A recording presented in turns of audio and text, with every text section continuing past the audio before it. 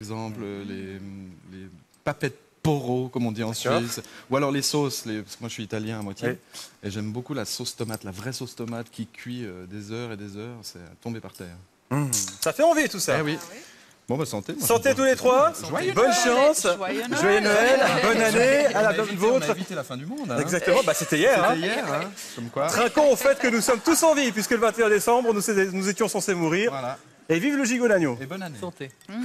Eh bien, santé. Quant à moi, j'ai donc commencé déjà les souris d'agneau. Pour ce faire, j'ai mis de la cannelle, du poivre de Cayenne et du paprika, un petit peu de sel. Je mets mes souris d'agneau dedans, que j'enroule bien. Voilà. De façon à enlever le surplus, pas que ce soit trop fort.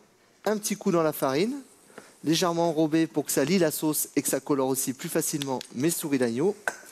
Et je vais mettre tout ça au four, dans une plaque que j'ai mis au préalable à chauffer.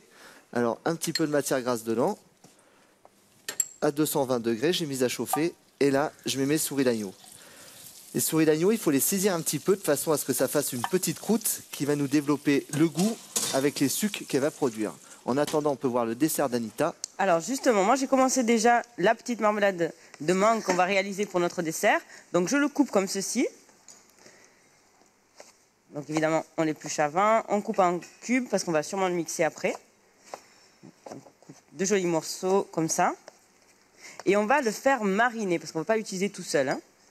Hop, je mets tous mes petits morceaux. On va le faire mariner avec un petit peu de citron vert. On va mettre le zeste.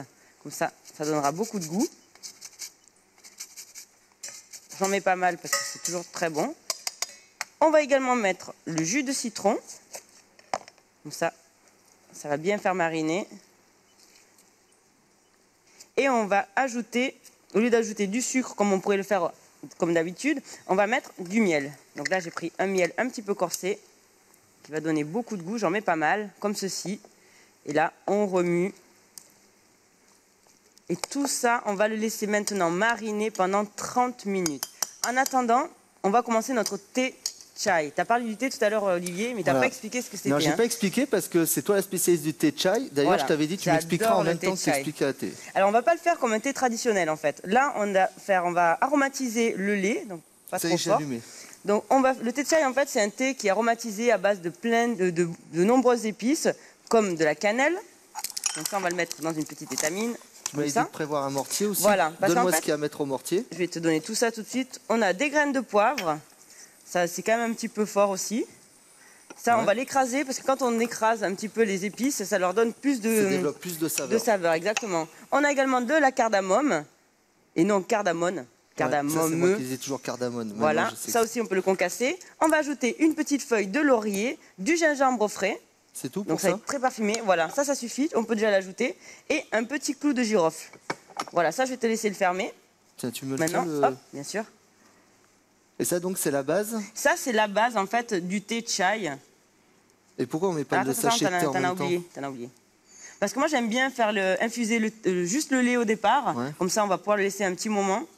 Parce que ensuite... le thé, il prend pas le même temps d'infusion que tout ça? Alors, c'est mieux. Moi, je préfère faire comme ça. De prime abord, parce qu'on a fait une recette revisitée, parce qu'en fait, ce thé va nous servir à réaliser une mousse. Donc ça, maintenant, on va le laisser chauffer et on va le laisser infuser pendant un petit moment. Et ensuite, on mettra le sachet. On va laisser environ une demi-heure, comme ça. Ok, ça et après, je mettrai le sachet de thé noir. D'accord. Alors moi, je vais faire le risotto en attendant, puisqu'on a le temps. Donc ici, j'ai des petits oignons. J'ai pris des oignons rouges. Vous pouvez prendre des échalotes si vous voulez que ce soit...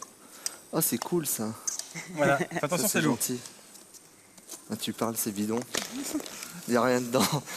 Non, ça, il n'y a rien dedans. Il n'y a rien dedans. C'était pour goûter le risotto. Bah, tiens, tiens. Après, quand il est fini. Le risotto. Quand il est fini. Alors, j'ai pris un risotto. Un vrai et pur risotto bio. Oui. Donc ça, c'est un vrai. Que je simplement... Ouais, c'est un cadeau, tu peux te le garder.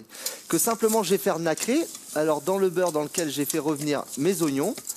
Et là, il va changer de couleur. Il passe de blanc à légèrement ambré et il va finir par nacrer. C'est-à-dire l'intérieur du grain va éclater, l'extérieur va rester intact. C'est ça le secret du risotto. D'accord. Est-ce qu'ils ont des secrets, d'après toi, nos trois candidats? Ouais, ils doivent en avoir plein, ça c'est sûr. Est-ce qu'ils sont forts en cuisine? Ça, je sais pas. Je les connais pas assez pour le savoir. Ah, je sens qu'on va vraiment rigoler. Voici la première manche avec nos trois candidats pipe.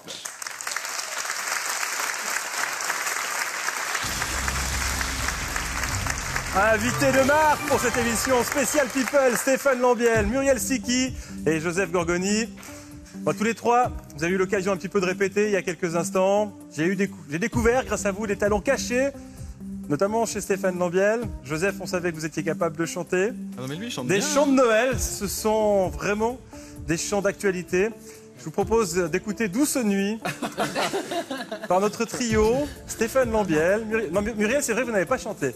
Alors un duo, Stéphane Lambiel, Joseph Gorgoni, Douce Nuit. C'est parti. Douce nuit.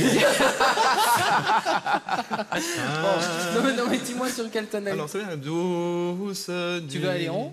Je ferai après. À la Marie-Thérèse. Oui. Douce nuit. Oula, attention. sainte nuit. Alors, attention maintenant.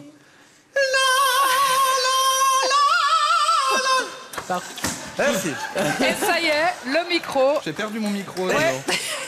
Et tout à l'heure, si vous êtes sage, On aura... vous aurez droit à mon beau sapin version suisse alémanique par Stéphane Lambiel. Et Mais si c'est vous sérieux. êtes très sage, après on vous fera la même chose, mais nu. Non. Non. Stéphane, Muriel, Joseph, place aux choses sérieuses. 2 minutes durant lesquelles je pose un maximum de questions sur le monde de la cuisine, hein, puisque c'est une émission de cuisine. Attention, Facile. il faut se concentrer là. 5 points par bonne réponse. Concentration, Oh, j'ai chaud. sind Sie bereit? Attends, on va voir si ça marche. Ça marche pas. C'est normal parce que Moi j'ai pas non donné plus. le top. Ah, ok. Ah bon? Top. Quel mot utilisent les Anglais pour parler d'une grillade au jardin? Joseph. Ah, c'est moi? Oui. Ah, je sais plus. Un barbecue. Un barbecue. 5 points pour Joseph Gorgoni. Non, mais c'est pour Muriel aussi. Non. Ah, c'est toi qui avais buzzé. Question 2. En Suisse romande, qu'appelle-t-on une berclure? Une Berclure.